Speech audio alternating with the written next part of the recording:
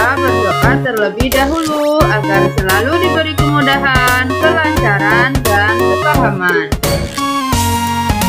Ini kita akan melanjutkan materi kelas 6 semester 2, yaitu tema 8 di buku khusus Mupel IPA. Kita bahas bersama-sama ya anak-anak. Yang akan kita bahas pertama adalah rotasi bumi. Bumi bergerak seperti gerakan permainan gangsing. Planet bumi bergerak mengelilingi garis khayal yang disebut sumbu. Gerakan bumi mengelilingi sumbu atau poros disebut rotasi bumi. Waktu bumi mengalami satu kali rotasi adalah 24 jam atau 1 hari 1 malam. Akibat dari rotasi bumi yaitu 1. Gerak semu harian matahari. 2. Terjadinya siang dan malam. 3. Terjadinya perbedaan waktu di bumi. Nah, anak-anak, kita bahas akibat dari rotasi bumi yang pertama yaitu gerak semu harian matahari. Gerak semu harian matahari adalah matahari seolah-olah bergerak dari timur ke barat. Padahal yang bergerak adalah bumi karena bumi mengalami rotasi. Arah rotasi bumi adalah berlawanan arah jarum jam, yaitu dari barat ke timur. Hal ini menyebabkan matahari terbit dari timur dan tenggelam di sebelah barat. Akibat rotasi bumi yang kedua yaitu terjadinya siang dan malam.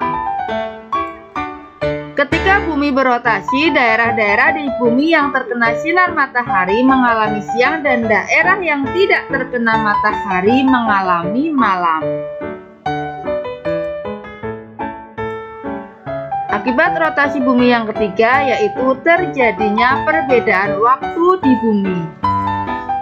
Bumi kita berputar membentuk lingkaran 360 derajat dan membutuhkan waktu 24 jam untuk satu kali putaran. Garis bujur barat atau BB dan garis bujur timur atau BT berhimpit di garis 0 derajat Greenwich. Garis ini melalui Greenwich Observatory di kota London, Inggris. Oleh karenanya, kota itu ditetapkan sebagai penentu waktu internasional. Saat berotasi 1 derajat, maka bumi membutuhkan waktu 4 menit. Apabila berputar 15 derajat, bumi membutuhkan waktu 1 jam. Berdasarkan perhitungan itulah, setiap tempat di muka bumi yang mempunyai selisih garis bujur 15 derajat akan mempunyai perbedaan waktu 1 jam. Indonesia terletak di antara 95 derajat bujur timur dan 141 derajat bujur timur.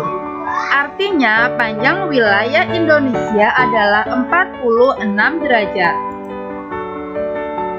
Karena setiap jarak 15 derajat selisih waktu 1 jam, maka Indonesia memiliki 3 daerah waktu, yaitu waktu Indonesia Barat atau WIB, waktu Indonesia Tengah atau WITA, dan waktu Indonesia Timur atau WIT.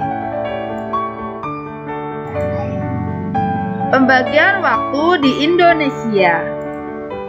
Wilayah Indonesia yang termasuk dalam waktu Indonesia Barat atau WIB terbentang sepanjang 95 derajat bujur timur hingga 105 derajat bujur timur, yaitu mencakup Pulau Sumatera, Pulau Jawa, Pulau Madura, sebagian Pulau Kalimantan yaitu Kalimantan Barat dan Kalimantan Tengah.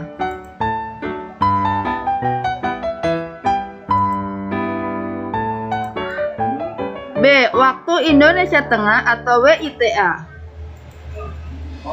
Wilayah Indonesia yang termasuk dalam wilayah Indonesia bagian tengah atau WITA terbentang dari 105 derajat bujur timur hingga 120 derajat bujur timur yang mencakup Pulau Bali, Pulau Sulawesi, wilayah Nusa Tenggara Barat atau NTB, wilayah Nusa Tenggara Timur atau NTT dan sebagian pulau Kalimantan, yaitu Kalimantan Selatan, Kalimantan Timur, dan Kalimantan Utara. C. Waktu Indonesia Timur atau WIT. Wilayah Indonesia yang termasuk dalam waktu Indonesia Timur atau WIT terbentang sepanjang 120 derajat bujur timur hingga 141 derajat bujur timur, yaitu mencakup Pulau Papua dan Kepulauan Maluku. Contoh, jika di Jakarta pukul 7, maka di Gorontalo dan Maluku pukul berapa? Pembahasan. Jakarta termasuk waktu Indonesia Barat, sehingga lebih lambat 1 jam dari WIT dan lebih lambat 2 jam dari WIT. Gorontalo masuk waktu Indonesia Tengah dan Maluku masuk waktu Indonesia Timur, sehingga di Gorontalo pukul 8 dan di Maluku pukul 9. Pembahasan selanjutnya yaitu revolusi bumi. Perputaran bumi mengelilingi matahari disebut revolusi bumi. Bumi berevolusi mengelilingi matahari selama 365,25 atau 365/4 hari, atau kita biasa menyebutnya 1 tahun. Arah revolusi bumi sama dengan arah rotasinya, yaitu dari barat dan timur. Akibat dari revolusi bumi yaitu 1. Pergantian musim, 2. Perbedaan lamanya siang dan malam, 3. Gerak semu tahunan matahari.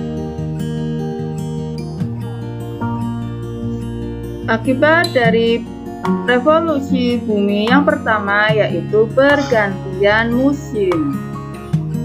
Bumi mengelilingi matahari dengan posisi miring sebesar 23,5 derajat ke arah timur laut sumbu bumi.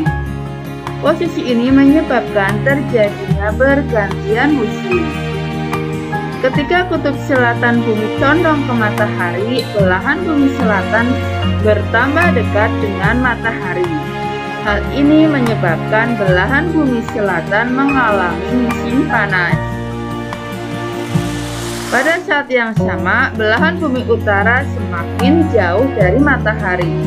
Belahan bumi utara mengalami musim dingin. Di antara pergantian musim panas ke dingin terjadi musim gugur. Di antara pergantian musim dingin ke panas terjadi musim semi. Jadi, belahan bumi utara dan belahan bumi selatan mengalami 4 musim. Daerah khatulistiwa selalu mendapatkan sinar matahari sepanjang tahun. Oleh karena itu, daerah khatulistiwa mengalami 2 musim. Daerah khatulistiwa ini biasa disebut daerah tropis. Nah, anak-anak, berikut tabel yang menggambarkan pergantian musim di belahan bumi utara dan selatan. Pada tanggal 21 Maret sampai 21 Juni, belahan bumi utara mengalami musim semi, sedangkan belahan bumi selatan mengalami musim gugur. Pada tanggal 21 Juni sampai 23 September, belahan bumi utara mengalami musim panas, sedangkan belahan bumi selatan mengalami musim dingin.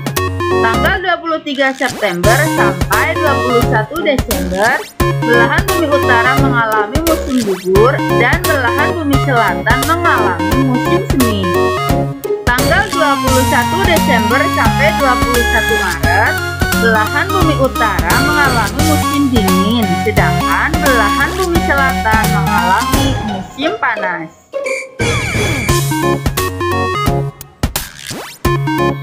Akibat dari revolusi bumi yang kedua yaitu perbedaan lamanya siang dan malam.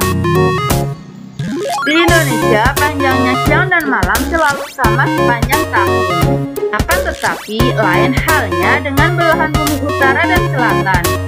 Di sana, malam hari lebih panjang dan siang hari lebih pendek pada musim dingin. Sementara siang hari lebih panjang dan malam hari lebih pendek di musim panas.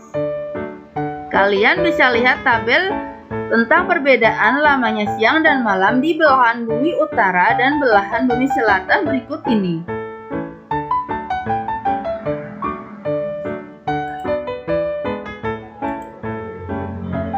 Akibat dari revolusi bumi yang ketiga yaitu gerak semu tahunan matahari.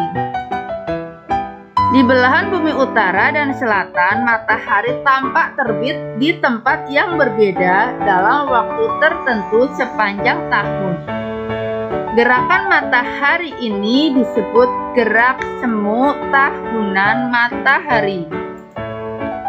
Tanggal 21 Maret, matahari tepat berada pada garis khatulistiwa, sehingga matahari seolah-olah terbit tepat di sebelah timur dan matahari seolah-olah tenggelam tepat di sebelah barat.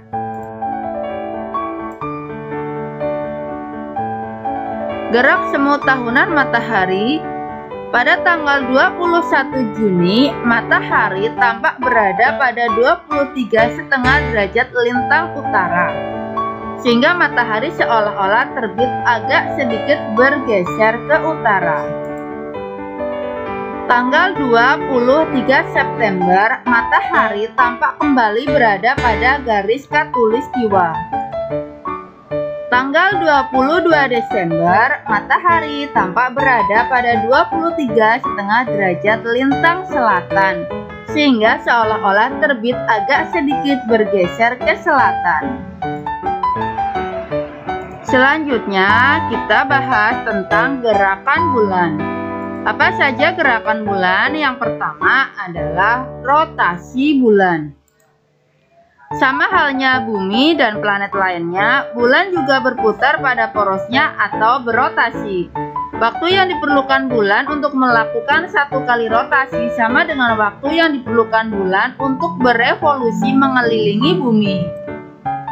Dapat dikatakan bahwa periode rotasi bulan sama dengan periode revolusinya. Hal itu menyebabkan permukaan bulan yang menghadap bumi akan selalu terlihat sama. Gerakan bulan yang kedua yaitu revolusi bulan mengelilingi bumi. Selain berputar pada porosnya, bulan juga bergerak mengelilingi bumi yang disebut revolusi bulan. Akibat revolusi, bulan akan tampak berubah-ubah jika dilihat dari bumi. Perubahan ini disebut fase bulan. Fase bulan dipengaruhi oleh posisi bulan terhadap bumi dan matahari. Gerakan bulan yang ketiga yaitu revolusi bulan mengelilingi matahari. Selain berputar pada porosnya dan bergerak mengelilingi bumi, bulan juga bergerak mengelilingi matahari. Karena bulan merupakan satelit alami bumi yang selalu bergerak mengelilingi bumi, ketika bumi bergerak mengelilingi matahari, bulan pun melakukan hal yang sama. Waktu yang diperlukan bulan mengelilingi matahari sama dengan waktu yang diperlukan bumi mengelilingi matahari. Dapat disimpulkan bahwa dalam satu tahun, bulan hanya satu kali bergerak mengelilingi matahari dan 12 kali bergerak mengelilingi bumi. Hal inilah yang menyebabkan ada 12 bulan selama satu tahun di dalam kalender. Manusia hanya dapat merasakan akibat yang ditimbulkan oleh gerakan bulan, baik gerak rotasi maupun gerak revolusi.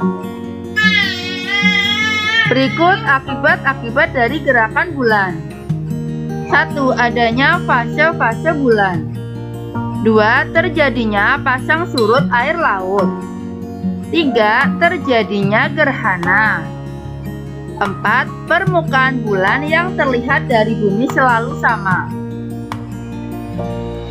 Nah anak-anak, kalian bisa lihat akibat dari gerakan-gerakan bulan. Yang pertama yaitu fase-fase bulan.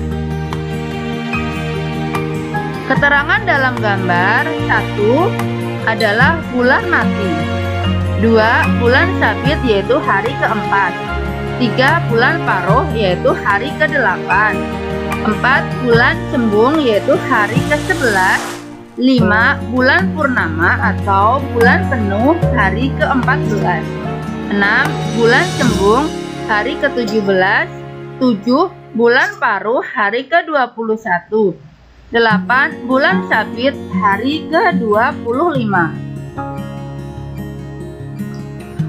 Akibat dari gerakan bulan yang kedua yaitu pasang surut air laut.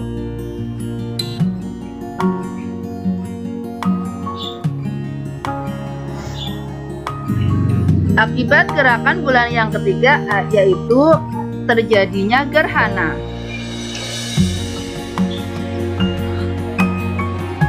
Akibat yang keempat dari pergerakan bulan yaitu permukaan bulan yang terlihat dari bumi selalu sama.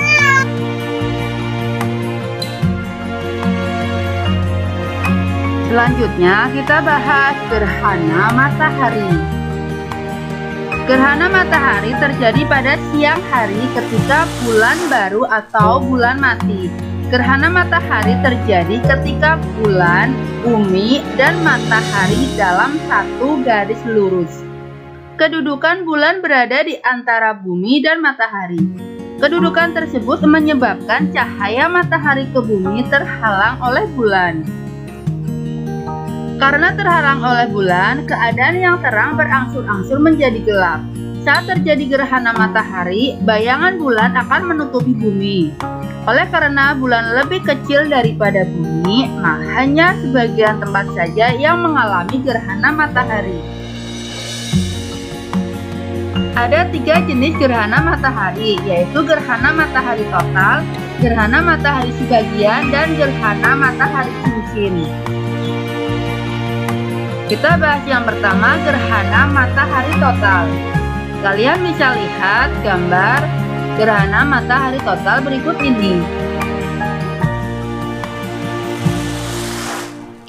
Gerhana matahari total hanya terjadi di permukaan bumi yang terkena bayangan umbra atau bayangan isi bulan. Gerhana matahari total selalu diawali dan diakhiri oleh gerhana matahari sebagian. Selanjutnya kita bahas gerhana matahari sebagian. Gerhana matahari sebagian terjadi di permukaan bumi yang terkena bayangan panumbra bulan. Gerhana matahari cincin. Adapun gerhana matahari cincin terjadi di permukaan bumi yang terkena layuran bayang-bayang cincin. Hal itu terjadi karena bulan berada pada titik terjauhnya dari bumi. Selanjutnya kita bahas gerhana bulan. Gerhana bulan hanya mungkin terjadi pada malam hari ketika bulan purnama. Gerhana bulan terjadi ketika kedudukan bulan, bumi, dan matahari membentuk garis lurus. Kedudukan bumi berada di antara bulan dan matahari. Pada waktu gerhana bulan, cahaya matahari yang seharusnya diterima bulan terhalang bumi. Bulan berada dalam bayang-bayang bumi. Bayang-bayang bumi ada 2 macam, yaitu umbra dan panumbra. Umbra adalah bayangan inti yang berada di bagian tengah saat gelap pada saat terjadi gerhana bulan. Panumbra adalah bayangan kabut yang terjadi pada saat gerhana. Adapun 2 macam gerhana bulan, yaitu gerhana bulan total dan gerhana bulan sebagian. Gerhana bulan total terjadi ketika posisi bulan berada pada umbra bumi sehingga bulan tertutup penuh oleh bayangan bumi. Adapun gerhana bulan sebagian terjadi ketika hanya setengah bagian bulan masuk ke dalam umbra bumi. Bulan bergerak dan masuk ke daerah panumbra bumi. Nah, anak-anak, selanjutnya kita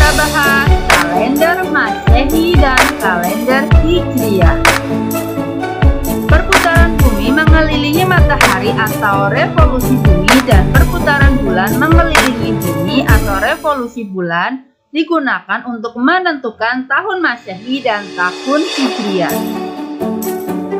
Sistem penanggalan Masehi ditentukan berdasarkan kala revolusi bumi. Sistem penanggalan Hijriah ditentukan berdasarkan kala revolusi bulan. Kalender Masehi dan kalender Hijriah. 1. Tahun Masehi atau kalender Masehi. Tahun Masehi disebut juga tahun Syamsiah atau tahun matahari. Tahun Masehi ditentukan berdasarkan kala revolusi bumi atau waktu yang diperlukan bumi untuk sekali mengelilingi matahari. Kala revolusi bumi adalah 365/4 hari. Satu tahun Masehi dibagi menjadi 12 bulan dengan pembagian jumlah hari sebagai berikut.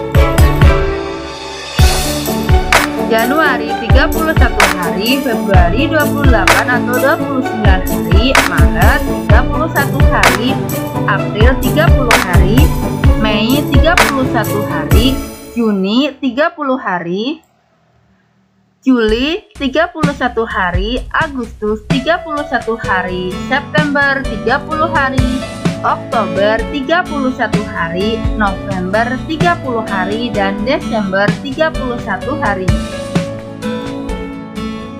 Tahun Masehi pertama kali ditetapkan oleh Julius Caesar, orang Romawi pada tahun 47. Julius Caesar menetapkan jumlah hari dalam satu tahun 365 hari.